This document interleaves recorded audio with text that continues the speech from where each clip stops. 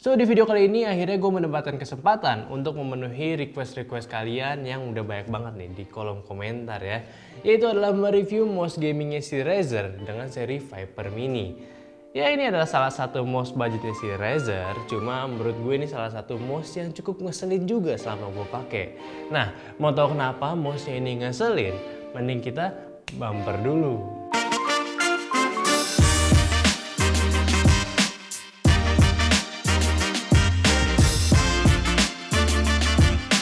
Selamat datang di channel saya Media, kembali lagi dengan gue Aldi di sini, dan pada video kali ini gue akan membahas sebuah mouse gaming requestan kalian, yaitu si mouse Razer Viper Mini. Tapi seperti biasa sebelum gue lanjutin untuk ngebahas mouse-nya, gue minta kalian untuk subscribe dulu channel ini, dan buat kalian yang udah nge-request untuk review mouse ini di channel ini, gue minta kalian untuk tonton videonya sampai habis, oke? Oke, jadi ini adalah salah satu mouse terbarunya dari si Razer nih, yang mana memiliki harga yang cukup budget nih untuk di kelasnya. Karena gue rasa dengan hanya 800 ribuan, kalian udah bisa ngebawa pulang mouse yang satu ini cuy. Nice. Tapi tentunya dengan harga tersebut, mouse-nya kali ini memiliki build quality dan juga dalemannya yang benar-benar sesuai dengan harganya. Nggak ecek-ecek, nggak ada memiliki spesial-spesial amat gitu ya.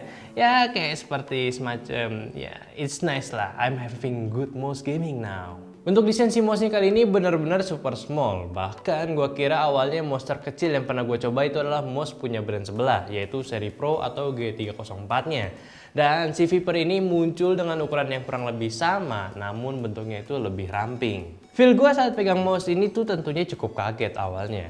Gue ngerasa kayak gue lagi pegang mouse yang harganya 50 ribuan yang warna-warni gitu lah bentukannya. Ini bentukannya ya, bukan ngomongin kualitasnya.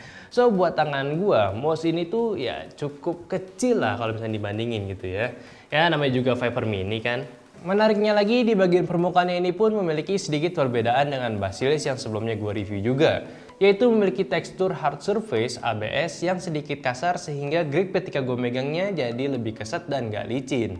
Bentuk ambidextrous di Viper ini ngebuat gue perlu adaptasi lagi. Mungkin gue biasa pakai mouse ambidextrous yang gak seramping ini, sehingga jujur aja nih pas gue pakai, gue agak terganggu dengan pembiasaan lagi nih saat pegang mouse-nya ini.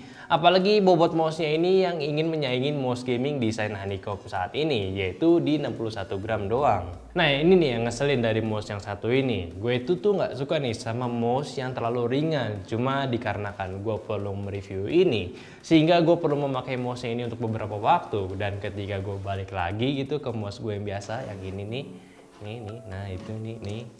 Nah itu gue ngerasa mouse ini tuh jadi berat lagi, padahal nih dulu gue bilang ini mouse cukup ringan cuy. Ya jadi ini mouse ini ngeselin sebenarnya. Ngeselin banget sih memang buat gue. Cuman kan tadi itu cuma preferensi gue sendiri aja. Karena mouse gaming ringan saat ini tuh gue rasa memang lagi ngetren nih untuk para gamer-gamer e-sport contohnya gitu. Karena kan dengan menggunakan mouse gaming yang ringan bobotnya itu pastinya tuh skill kalian tuh bakal bertambah secara pesat. Kayak cuma pakai RGB lagi sekarang. Nah barusan tuh gue bercanda nih. Nah maksud dari penggunaan bobot ringan si mouse-nya ini pastinya itu bisa memudahkan kalian dalam urusan gaming nih. Reset posisi dan akurasinya pun jadi lebih terpusat lagi. Dan pergerakan tangan kalian itu nggak ada resistensi lagi nih dari beban dari mouse sendiri. Jadi benar-benar dari tangan kalian aja.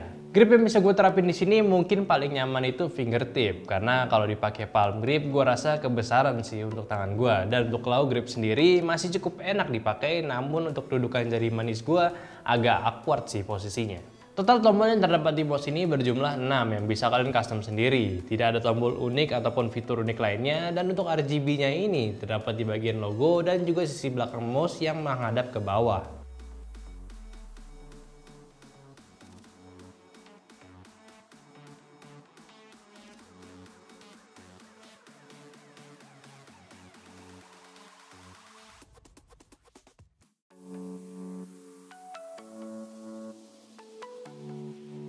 Sensor yang digunakan di mouse ini sayangnya tidak menggunakan sensor andalan Razer saat ini.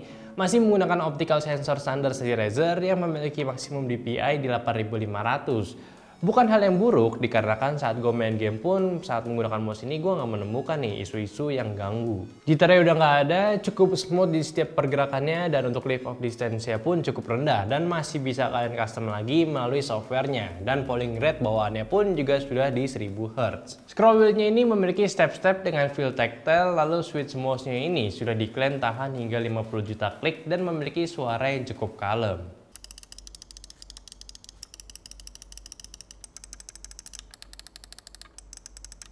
Razer Viper Mini pun juga sudah menggunakan kabel mouse favorit gue saat ini, yaitu Razer Speedflex.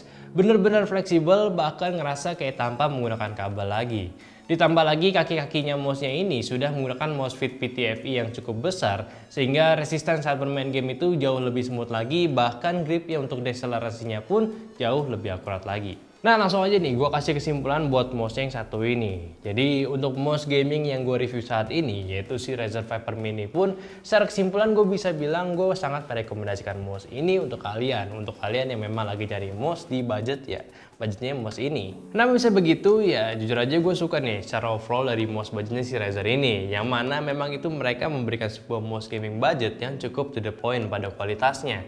Di sini pun walaupun si mouse-nya ini dibilang budget, tapi untuk urusan kualitasnya pun cukup, nggak cuma seadanya aja, masih oke. Ya gue sih nggak tahu kalau misalnya pendapat kalian tentang mouse ini tuh kayak gimana. Cuma buat gue sendiri, ini sih kualitasnya udah bisa setara sama mouse gaming Razer lainnya sih.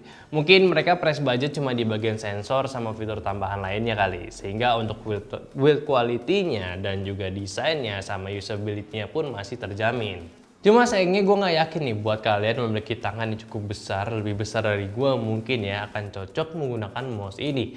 Gue aja dengan tangan ukuran seperti ini ya, kalau misalnya kalian bandingin, megangnya pun perlu adaptasi lama cuy. Dan mungkin sebagai gambarannya pun gue akan tampilin lagi nih perbandingan dengan mouse-mouse yang ada di studio ini. Nah, lain cerita nih kalau misalkan kalian memiliki tangan yang tergolong kecil ataupun sedang, atau bahkan buat para gamer cewek mungkin biasanya kan tangannya lebih kecil gitu dari cowok.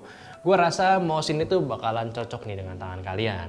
Bebannya udah sangat ringan nih, yaitu di 61 gram doang. Terus kabelnya udah pakai Speedflex pula, jadi lebih enak gitu. Dan walaupun sensor ini masih menggunakan sensor sandaran Razer, bukan sensor terbarunya yang mereka banggakan gitu ya, gue rasa bukan jadi suatu deal breaker sih buat kalian yang masih nyari suatu akurasi yang terbaik di suatu game yang kalian mainkan. Tapi sayangnya pilihan itu tetap ada di kalian lagi. Kalian tentuin lah apakah kalian suka dengan mouse gaming ini atau enggak. Atau mungkin kalau ada request lagi buat gue gitu untuk review mouse gaming lainnya, ya silahkan aja komentar di kolom bawah ini. Oke, mungkin itu aja review gue dari mouse gaming Razer Viper Mini. Terima kasih udah dengerin opini gue. Silahkan komentar aja di bawah kalau misalkan kalian masih memiliki pertanyaan ataupun kritik dan saran mengenai video ini. Udah gitu aja, like videonya kalau kalian suka, subscribe terus channel SMedia, dan klik tombol lonceng biar di notif squad SMedia. Dan terpenting juga share terus teman-teman kalian kalau teman kalian memang lagi pengen nyari suatu mouse gaming yang harganya cukup budget tapi memiliki brand yang ternama juga. Oke, dari gitu aja, di sini ada gue Aldi sebagai hostnya dan kameramennya ada Sinan Najati. Sampai jumpa di video selanjutnya.